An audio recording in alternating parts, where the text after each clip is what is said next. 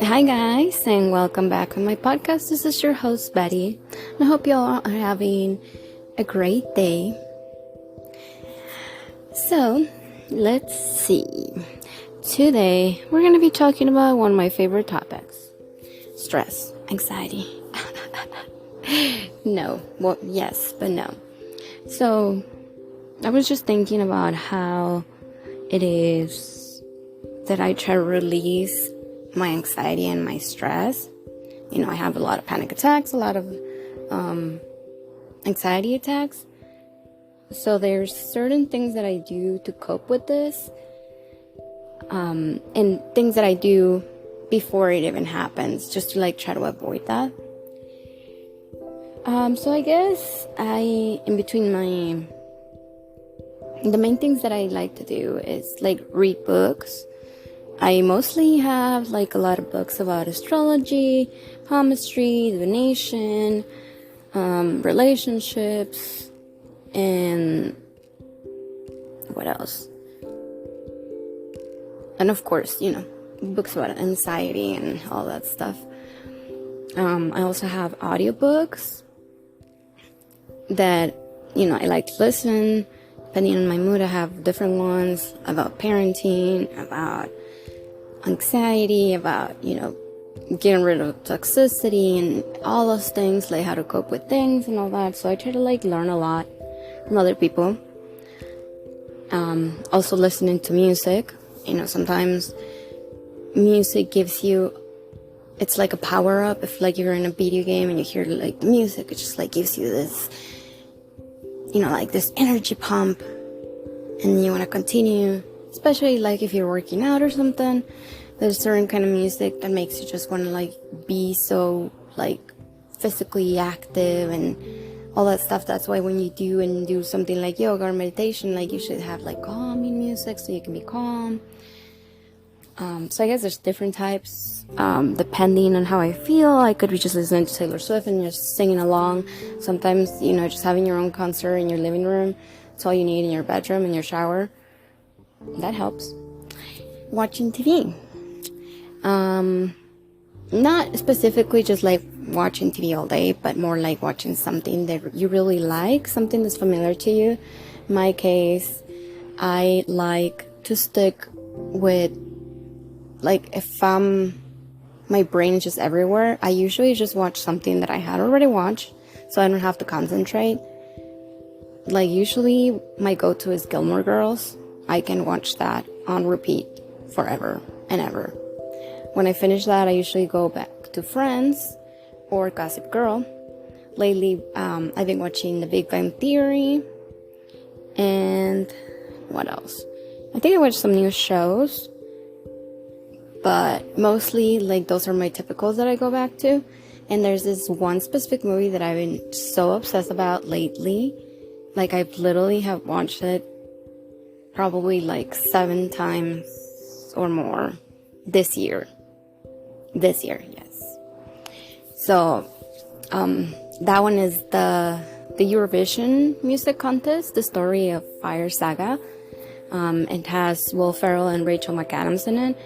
And honestly, to me, it's just hilarious. It's just the whole story is just so funny. It's dumb funny. You don't even need to think about it. It's just oh my god. And they're singing. The music is actually pretty good.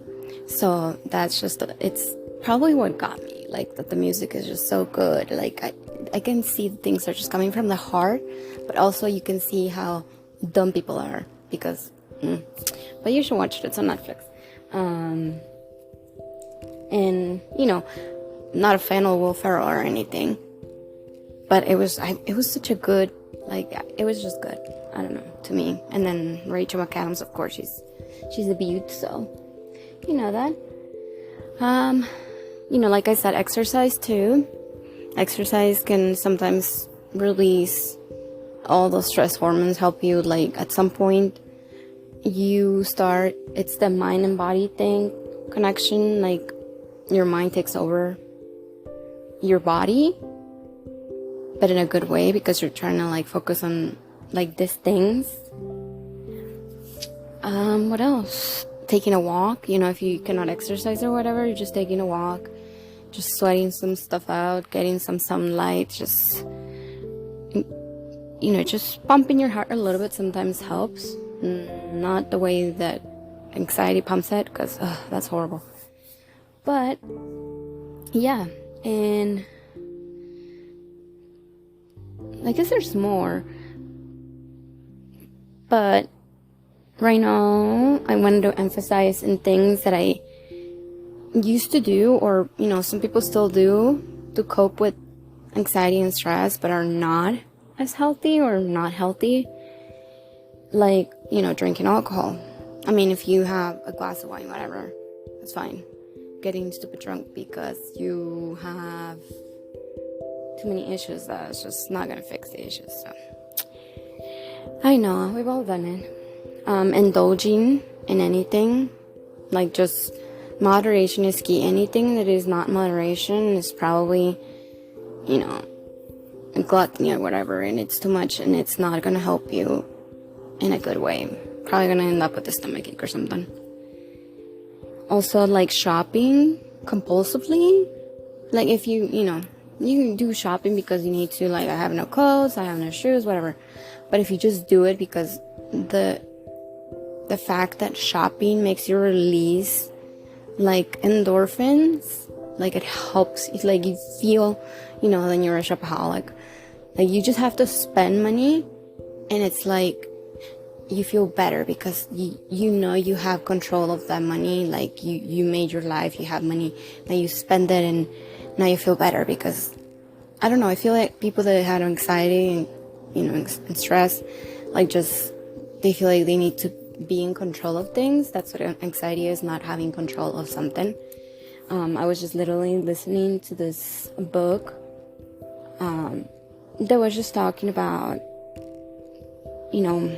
like, in this case, mindfulness. It's another thing you can do. Mindfulness, meditation, and breathing. In this book, they were talking about how people forget how to breathe. And that's true. Like, for me, it is true. When I was having my daughter, I was in labor, and I literally forgot how to breathe. They had to give me oxygen because I did not know how to breathe. That was, like, the craziest thing ever. Because it's like, how do you forget how to breathe? But my body was just like, my mind was just like, no. That's why, when you do meditation, then you concentrate on your breathing. You try to, like, basically it's just like distracting your mind and put that energy somewhere else so that you can go back to normal-ish. Another thing, laughter. So that, going back to the watching movies or the music, like, just laughter reduces the stress hormones and promotes relaxation. In this case, laughter releases endorphins and promotes muscle relaxation and boosts an immune function. So in this case, cortisol is, the biggest stress hormone that there is, and is the one that controls, like, it makes us have anxiety and tension. So we try to, like, reduce this with laughter.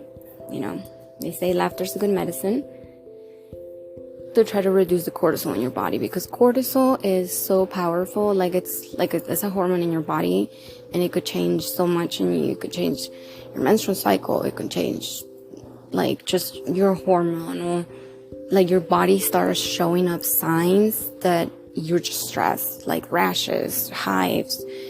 One time I was having, like, so much going on my face. It was just not funny.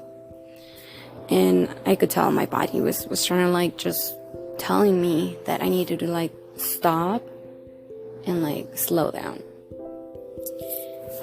Also, taking a bath, if you have the opportunity to. I like taking baths because it reminds me of water, the ocean. I'm a Pisces, so I being in bodies of water, it's something that makes me feel relaxed. So I usually, like, I take a bath and I put, like, foaming, like, bath stuff that it's aromatherapy, like stress relief or for sleep or just to calm down. Different stuff depending on how my mood is. Like I just put stuff in there, the smelling of it, and then I put some Epsom salts to help my muscles relax, so that helps a lot. And yeah, I just like sit there, relax, not think about things. I might be on my phone, but I'm not like thinking, and I'm just like just there. I have to focus on me being in the water and relaxing. Sometimes the jets help. Sometimes they just make a lot of bubbles and I have to turn it off.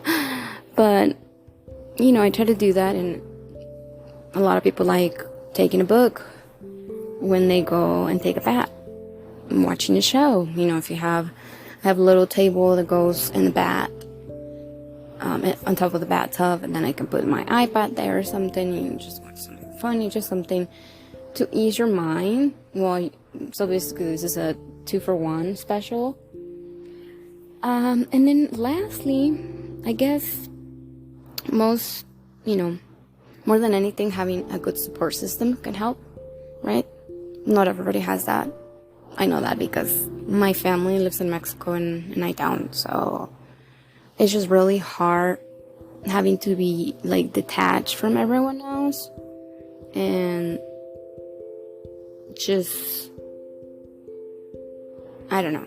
We have to have a good support system, but that could also mean like, a professional, like a counselor, a doctor, a psychiatrist, a psychologist, any of that, somebody that we can talk to, somebody that can help us work through our issues, not just whatever, having friends and family. If we don't have family nearby, at least we have friends, even if it's just one, or even if your friends are far away, you can still text them, you can talk to them, send a direct message on whatever platform you prefer, or there's like, anything. You can do the same with your family. We can do video calls. There's like so many options now for communication, the same way that they were doing like the Zoom meetings, or you were having therapy over Zoom or whatever.